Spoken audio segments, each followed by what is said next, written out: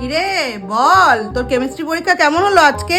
মা তুমি রোজ রোজ এসে আমাকে রিভিউ জিজ্ঞেস করবে না তো। এইমাত্র পরীক্ষাটা দিয়ে এলাম, রিভিউ কি বল? একটা পরীক্ষা বাকি আছে, ওটাকে ভালো করে দিতে দাও।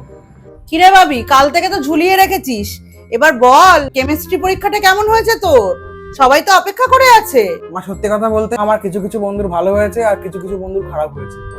এই, তোর বন্ধুদের কথা জিজ্ঞেস করিনি আমি। অ্যাকচুয়ালি পেপারটা কনসেপচুয়াল ছিল, সবকিছু ভেবে ভেবে লিখতে হচ্ছিল।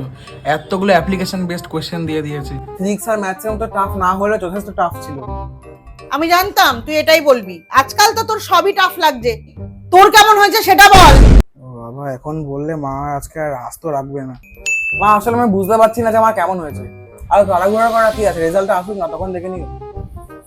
ও, এখন রেজাল্ট আসলে আমি দেখবো। আমি বুঝি না তোর কেরম হয়েছে, এই কথাই আমি বুঝে গেছি তোর পরীক্ষা কেরম হয়েছে।